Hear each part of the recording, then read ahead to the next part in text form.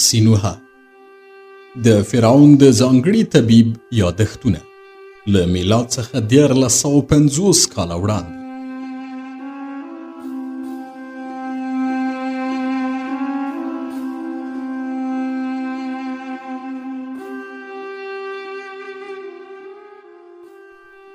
اووم څپرکی د مصر ولیعهد او د هغه میرګي.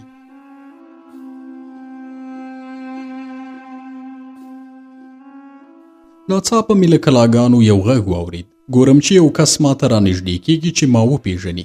ما هم وپېژاند او پوه شوم چې ولیعهد دی. په دغه ځای کې د دغه ځوان لیدو حیران شوم او ووېرېدم. دواړه لاسونه مې پر زنګنونو کېښودل او په ملا ټیټ شوم. ولیعهد وویل سر دې پورته کړه ځکه چې دلته موږ څوک نه ګوري او ضروري نه ده چې ته زما په مخ کې رکوع وکړې. آیا ته هماغه نه یې چې نن دې زما د پلار په کوټه کې له دغه زوړ بیزو سره کار کاوه او هغه ته دې ټک ورکاوه؟ زه د بوډا بیزو له نومه حیران شوم. سر مې پورته کړ او ولیعهد وویل له زاړه بیزو څخه زما مقصد پاتور دی چې نن یې زما د پلار سر وسپړه. دغه نوم زما مور پر هغه ایښی دی او که زما پلار مړ شو ته به له هغه سره یو ځای ووژل شي.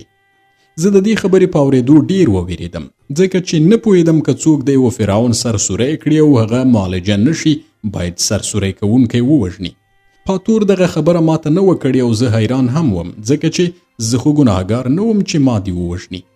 هغه کس چې د جراحۍ په وخت ډاکټر ته چاړه او سټک ورکوي بېګناه وي او باید هغه ونه وژل شي د دې لپاره چې هغه د ناروغ په معالجه کې هیڅ رول نه دی لوبولی.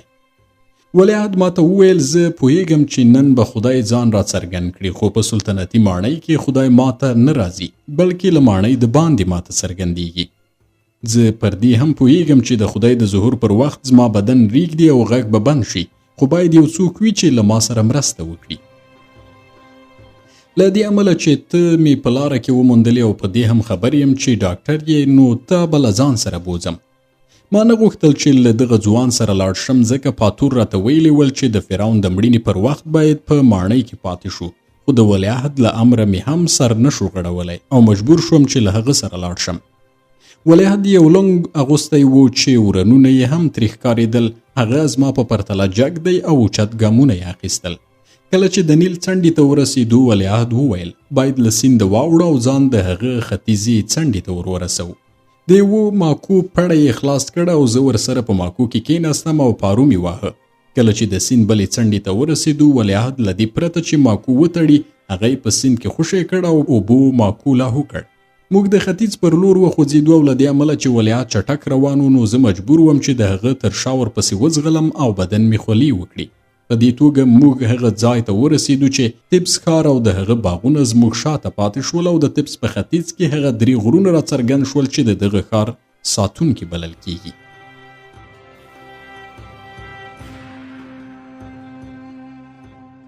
کله چې داسې ځای ته ورسېدو چې نور څوک نه و او کوم غږ هم نه اورېدل کېده نو ځوان پر ځمکه کېناست او ویل دلته به خدای ماته راڅرګندېږي. زه حیران شوم چې څه ډول به هغه ته خدای ورڅرګند شي او آیا زه به هغه وګورم که نه. په دې توګه سهار شو او تر لمر ختو وروسته ولیعهد نارې کړې سینوها خدای راغی او زما لاس ونیسه ځکه چې لاس مې ریږدي. ما د هغه لاس ونیو او هر څومره چې لمر راپورته کېده د ولیعهد هیجان نور هم زیاتېده. پر خاورو پریوت او پر ځان راتاو شو. زه چې د هغه له دغه حالته ویرېدلی وم په دې وخت کې آسوده شوم ځکه چې پوه شوم چې ولیعهد په میرګي اخته دی او ممکنه ده چې خپله ژبه هم پر خپلو غاښونو غوڅه کړي. دود داسې دی چې د دغه ډول ناروغانو د غاښونو په منځ کې یو لرګی ورږدي او یا چې هلته لرګی نه پیدا کېده مجبور شوم د خپل لونګ یوه ټوټه پرې کړم او د هغه د غاښونو په منځ کې کېږدم چې ژبه یې غوڅه نه شي. بیا هغه ډول چې په کتاب کې لیکل شوي دي د هغه د درملنې لپاره مې د ولیعهد د بدن مالش پیل کړ. ما د ولیعهد بدن مالش کاوه چې یو باز لکه چې له لمره راوتلی وي زموږ پر سر وګرځېد او داسې ښکارېده چې غواړي د ولیعهد پر سر کینی.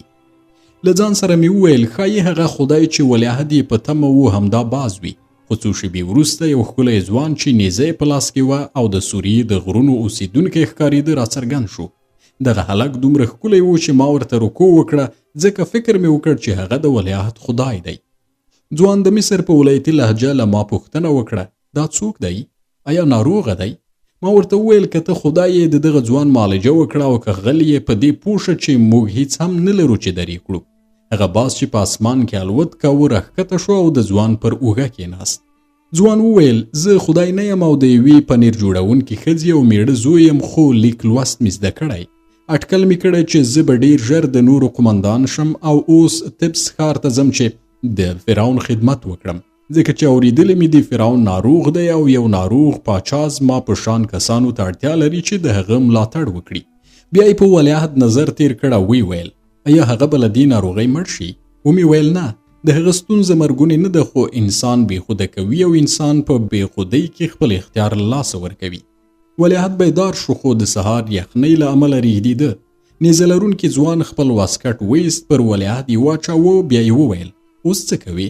ما ورته وویل که له ما سره مرسته وکړې هغه به ښار ته یوسو او هلته به یو روان تخت پیدا کړو چې هغه پکې کېنوو او کور ته یې ورسوو.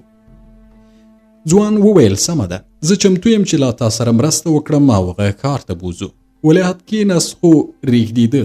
نیزه لرونکي ځوان مرسته وکړه. هغه واسکټ ور واغوست او ما ته یې وویل دغه ځوان د شتمنو له کورنۍ دی، ځکه چې د بدن پوستکی سپین دی او نرم او سپین لاسونه لري. بیا یې زما لاسونه ونیول او ویې ویل ته هم نرم لاسونه لري، دنده دې څه ده؟ ومې ویل زه ډاکټر یم او په طبس کې د امون د معبد په دارالحیات کې مې درس ویلی دی. ښایي دغه ځوان دې راوستی دی چې دلته یې درملنه وکړي، خو ښه شوه چې جامې دې ور واغوستې، ځکه چې په بیدیا کې سهار مهال هوا سړه وي. د لمر له راختلو او د جامو له اغوستلو وروسته ولیعهد رېږدېده او ودرېده. ناڅاپه یې دغه ځوان ولید او ویې ویل دغه هلک ډېر ښکلی دی. له هغه یې پوښتنه وکړه آیا د اتون خدای راستولی یې؟ نیزه لرونکي ځوان وویل نه. ولیعهد وویل ما نن وکړی شول چې اتون خدای ووینم او همدا چې لمر راوخوت هغه مې ولید. فکر مې وکړ چې ښایي ته هغه ماته راستولی یې. ځوان وویل زه د خدای له لورې نه یم راغلی، بلکې بیګا وخوځېدم چې نن سهار طبس ته ننوځم او د فرعون خدمت ته ملا وتړم. د لمر له ختو وروسته زما باز دلته الوت کاوه. زه پوه شوم چې ښایي دلته یو څه وي چې د هغه پام یې جلب کړی دی او چې دلته راغلم تاسې مې ولیداست. ولیعهد وویل په دې نیزې څه کوې؟ ځوان وویل د دې نیزې څوکه له میس او قلعې څخه جوړه شوې ده او راغلی یم چې هغه د فرعون د دښمنانو په وینو سره کړم.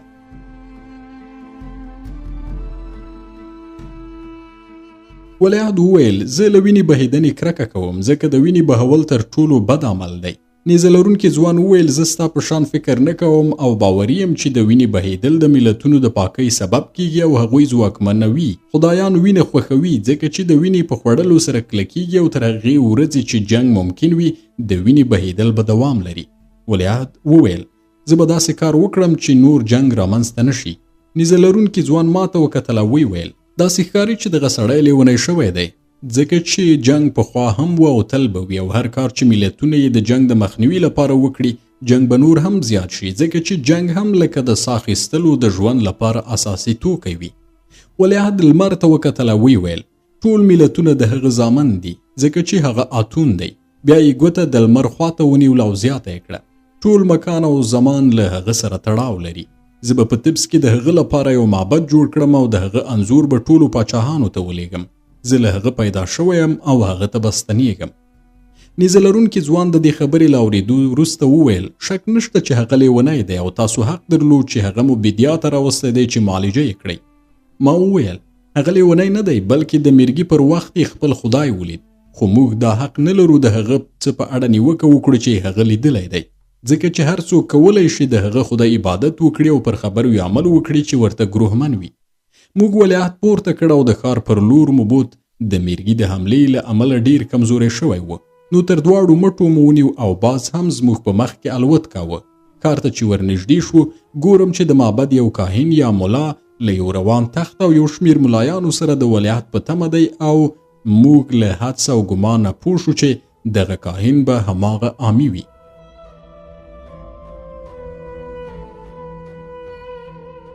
لومړنی خبر چې عامي ولیعهد ته ورکړ همدا و چې د هغه پلار او دریم آمونحتیپ له دې نړۍ سترګې پټې کړې دي. هغه ته یې د کتان جامې ور واغوستې او خولۍ یې ور پر سر کړه. عامي ما ته وویل سینوهه ایا هغه وتوانید چې خپل خدای وګوري؟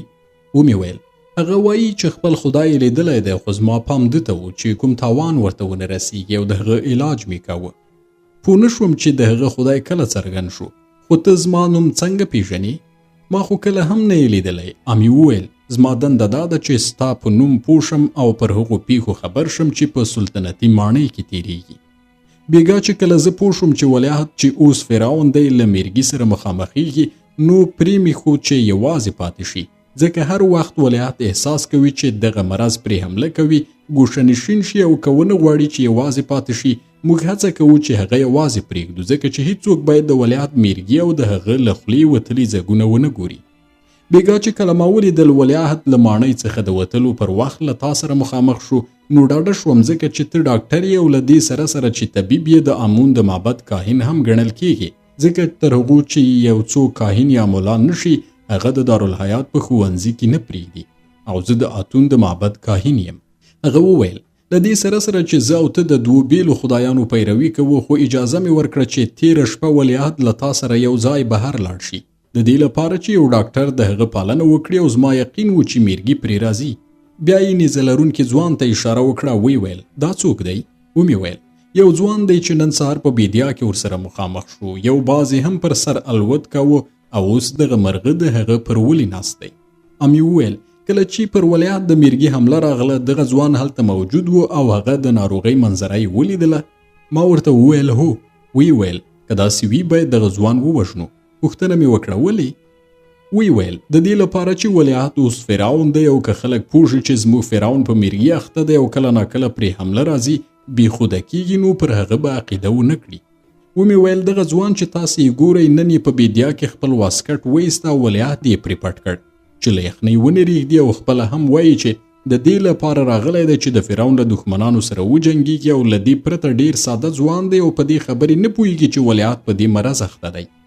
امی هغه ځوان ته نارې کړې، وی ویل اورېدلی مې دي چې تا نن د ولیعهد خدمت کړی دی، دغه د سرو زرو کړۍ ستا انعام دی.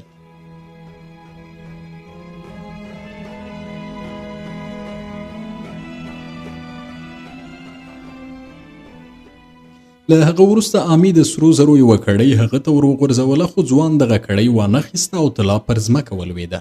امی ورته وویل ولې دې سره زر وانخیستل؟ ځوان ورته وویل د دې لپاره چې زه یوازې له فرعون څخه امر ترلاسه کوم او د نورو دستور نه منم. داسې ښکاري چې فرعون همدا ځوان دی چې اوس یې خولۍ پر سر کړې ده او نن دغه باز زه د هغه لور ته هدایت کړم. له هغه وروسته ځوان د نوي فرعون پر لور لاړ او وی ویل زه راغلی یم چې د فرعون چوپړ وکړم. ته چې نن فرعون یې نو زه دې ته چمتو یم چې خدمت دې وکړم. فرعون ځواب ورکړ هو زه به تا په خپلو خدمتګارانو کې شامل کړم، خو خپله نیزه زما یوه غلام ته ورکړه. زه له نیزې ډېره کرکه لرم ځکه چې د وینې د بهېدا وسیله ده. زه ټول ملتونه یو شان ګڼم او ټول د اتون زامن دي، نو هیڅ یو پکې باید بل ونه وژني.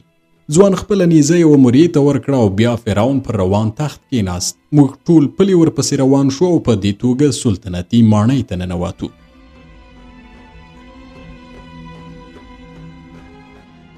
سلطنتي ماڼۍ له خلکو ډکه وه او کله چې فرعون ماڼۍ ته ورسېد له موږ څخه جلا شو او ملکې یعنې خپلې مور ته ورغی. نیزه لرونکی ځوان له ما پوښتنه وکړه اوس به زه څه کوم او باید چیرته لاړ شم؟ ورته مې وویل همدلته اوسه او له دې ځایه مه ښوره. ته دلته اوسه چې فرعون په راتلونکو ورځو کې تا وګوري او ستا دنده وټاکي، ځکه فرعون خدای دی او خدایان هیرجن وي. تر هغې چې هغه تا ونه ویني هیڅکله به یې په یاد نشي چې ته یې په خپلو خدمتګارانو کې شامل کړی یې. نیزه لرونکی ځوان وویل زه د مصر راتلونکي ته ډېر اندېښمن یم. پوښتنه مې وکړه ولې؟ وی ویل د دې لپاره چې زموږ نوی فرعون له وینو ویریږي او وایي چې ټول ملتونه سره مساوي دي. زه چې یو جنګیالی یم په دې عقیده باور نشم کولی، د دې لپاره چې زه پوهیږم دغه عقیده د یو سرتیري په تاوان ده. ورته مې وویل زما نوم سینوهه دی او په دارالحیات کې دننه د امون په معبد کې اوسیږم. کله ما سره د کار و ماته راتلی شي. زه له ځوانه بیل شوم او د هغې کوټې پر لورې لاړم چې تیره شپه پکې پاتور ویده شوی و. پاتور چې ولیدم اعتراض یې وکړ او وی ویل سینوهه تا سخته غلطي کړې ده چې د بخښلو نه ده. پوښتنه مې وکړه زما غلطي څه ده؟ پاتور وویل په داسې شپه چې فرعون مړ کېده ته له ماڼۍ وتلی وې او ټوله شپه دې د عیاشۍ په مرکزونو کې تېره کړه. له دې کبله چې ته دلته نه وې نو زه چا راویښ نه کړم. زه د فرعون د مرګ پر وخت موجود نه وم نو د هغه له پوزې څخه مې د مرغه الوتل هم ونه لیدل. ما ورته وویل په قصدي توګه مې دغه کور نه و پرېښی، بلکې ولیعهد امر وکړ چې له هغه سره لاړ شم. بیا مې ټوله کیسه له پیله تر پایه ورته وکړه. پاتور چې زما خبرې واورېدې وی ویل امون دې موږ وساتي ځکه چې زموږ نوی فرعون لیونی شوی دی. ومې ویل هغه لیونی نه دی بلکې په میرګي اخته دی او کله ناکله دغه مرض پرې حمله کوي. پاتور وویل څوک چې میرګي لري له لیوني سره یې توپیر نه کیږي ځکه چې یو څوک د میرګي له حملې سره مخامخېږي عقل له لاسه ورکوي. ډیر ژر د نورو ګوډاګۍ ترې جوړیږي او زه د مصر ملت ته چې باید په میرګي د اخته فرعون د پاچاهۍ تر سیوري لاندې شپې ورځې تېرې کړي خوابده یم. په دې وخت کې د لوی قاضي له لوري خبر راکړل شو چې باید هغه ته ورشو چې په موږ قانون پلی کړي ځکه قانون وایي چې کله فرعون د کوپړۍ له سپړلو وروسته مړ کیږي باید هغه کسان ووژل شي چې په دغه کار کې لاس لري.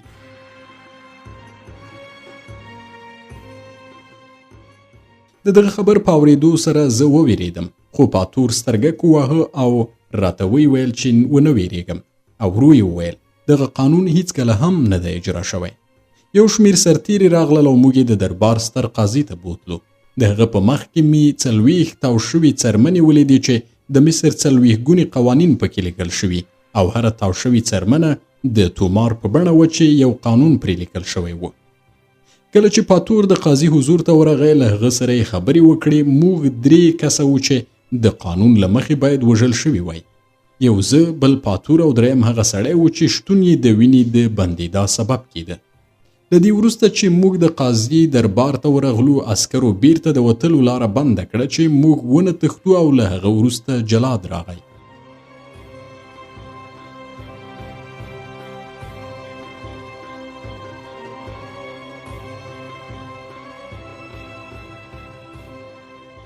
ستر قاضي وویل له دې امله چې فرعون ممالجه نه کړی شو پر تاسې د مرګ حکم کیږي او اوس باید ووژل شئ.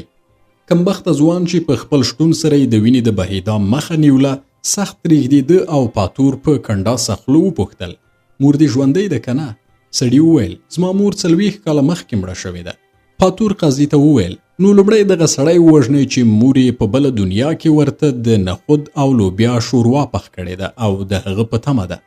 سړی چې نه پوهېده ورسره ټوکې کوي د جلاد مخ ته په ګونډو شو او جلاد خپله ستره تیره توره چې سور رنګ یې درلود وخوځوله او ورو یې د هغه سړي پر ورمیخ کېښودله. سره له دې چې د هغه تورې هیڅ تاوان ورونه رساوه خو سړی بېخوده شو. جلاد عسکرو ته وویل دغه سړی مې له مخې لرې کړئ. له هغه وروسته ما ګونډه ووهله او جلاد په خندا خپله توره زما پر ورمیخ کېښوله او زه له کوم تاوان یا ټپ پرته پورته شوم. کله چې د پاتور نوبت ورسید نو جلاد په دې بسنه وکړه چې هغه خپله توره د هغه پر سر وښوروي. له دې وروسته موږ ته وویل شول چې فرعون غواړي زموږ مزد راکړي او موږ یې د قاضي له کوټې بهر کړو. خو هر څه چې یې وکړل بېخوده سړی یې ویښ نه کړی شو او په حیرانتیا سره مې ولیدل چې هغه مړ شوی دی.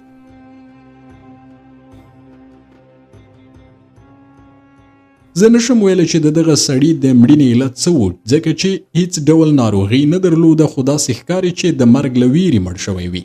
سره له دې چې ډېر ناپوه سړی و خو په مړینې ډېر خفه شوم ځکه چې ساره یې نه درلوده او له هغه وروسته په ټوله موده کې چې ما طبابت کوو داسې څوک مې ونه لیدل چې په خپل شتون سره د وینې د بهېدا مخه ونیسي.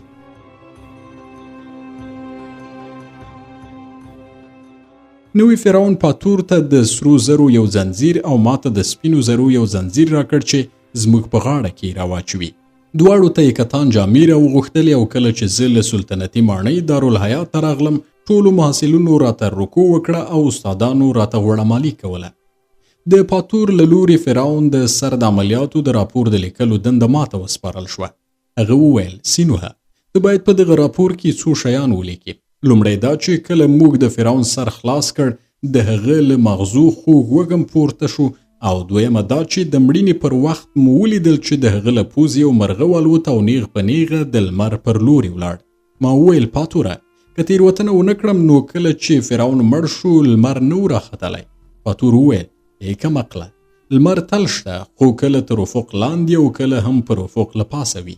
ومې ویل ښه ده دا به هم ولیکم. پاتور وویل بل دا ولیکه چې فرعون تر دې څو شېبې وړاندې چې مړ شي سترګې پرانیستلې او خدایانو ته یې وویل چې اوس به زه ستاسو پر لوري درشم. ما د فرعون له مرګه مفصل او په زړه پورې راپور برابر کړ چې کله پاتور ولوست ویې خندل او ویې ویل ښه دې لیکلی دی.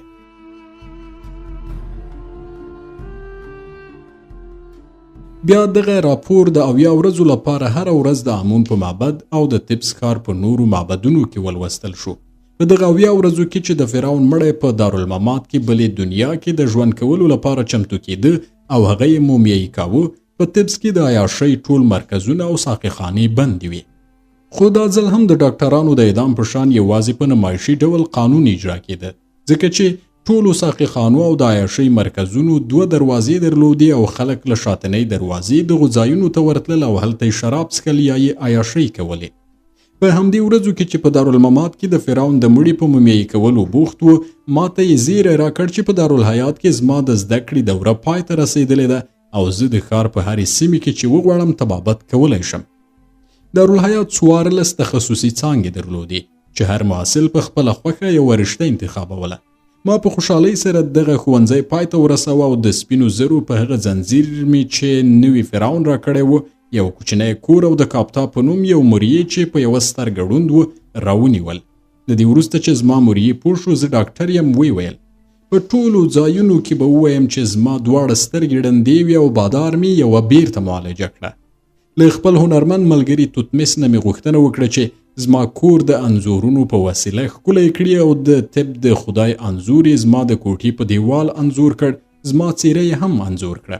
د طب خدای ویل چې سینوهه زما تر ټولو ښه شاګرد او د طب تر ټولو نیک او ښه ډاکټر دی. خو څو ورځې په کور کېناستم او هیڅ ناروغ رانغی چې معالجه یې کړم.